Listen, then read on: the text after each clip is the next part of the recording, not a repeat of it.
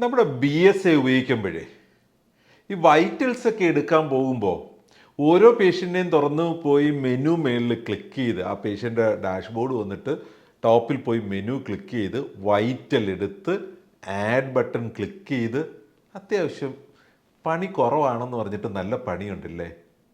അതിന് മറ്റൊരു പണിയുണ്ട്.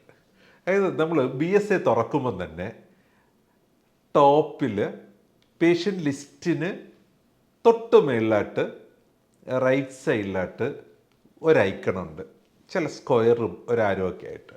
അതിലൊന്ന് ടാപ്പ് ചെയ്താൽ ഒരു ലിസ്റ്റ് മെനു വരും. അതിൽ vitals, lab result, intake out, അങ്ങനെ ചാർട്ടുകളൊക്കെ പ്രിപ്പയർ ചെയ്യാനുള്ളതാണ്. അതിൽ വൈറ്റൽ എന്ന് ടാപ്പ് ചെയ്തിട്ട് വിട്ട് കഴിഞ്ഞാൽ പിന്നെ നിങ്ങൾ ഏത് പേഷ്യൻറ്റിനെ തുറന്നാലും നേരെ വൈറ്റൽ ചാർട്ടിലേക്കാണ് ഓപ്പണായി വരിക. പ്ലസ് ബട്ടൺ അടിച്ച് വൈറ്റൽ ആഡ് ചെയ്യാം. അതായത് കംപ്ലീറ്റ് ആ ഒരു റൗണ്ട്സിൽ ഒരു ജൂനിയർ നേഴ്സ് പോയി എല്ലാവരുടെയും വൈറ്റൽ എടുക്കാൻ പോവുകയാണെങ്കിൽ ആ നേഴ്സിംഗ് അസിസ്റ്റൻറ്റിന് അല്ലെങ്കിൽ ജൂനിയർ നേഴ്സിന് BSA ഓപ്പൺ ചെയ്തിട്ട് ആ ഫസ്റ്റ് പേഷ്യൻ്റ് ഡാഷ്ബോർഡ് വരുന്നിടത്ത് കാണുന്ന റൈറ്റ് ടോപ്പിൽ കാണുന്ന ഐക്കൺ ഒന്ന് പ്രസ് ചെയ്യുക.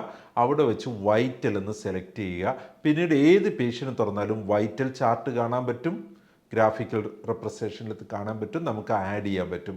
അതുപോലെ തന്നെ നമുക്ക് ലാബ് റിസൾട്ട് എക്സ്പ്ലെയിൻ ചെയ്യാനൊക്കെ പോകുമ്പോഴും lab result dedicate, intake output mark ചെയ്യുമ്പോഴും, അങ്ങനെ അവിടെ ആ കാണുന്ന ലിസ്റ്റിലുള്ള എല്ലാ കാര്യങ്ങളും ഡെഡിക്കേറ്റ് ചെയ്യാൻ വേണ്ടിയിട്ടാണ്. ഒരിക്കൽ അത് സെലക്ട് ചെയ്ത് കഴിഞ്ഞാൽ പിന്നെ ആ ലിസ്റ്റുമായിട്ട് ആ ടാബ്ലറ്റോ മൊബൈലോ ആയിട്ട് ആ റൗണ്ട്സ് ചെയ്യുന്ന സമയത്ത് നമുക്ക് ആ ഒരു ഫങ്ഷനായിരിക്കും ടോട്ടലായിട്ട് വിസിബിൾ ആവുക.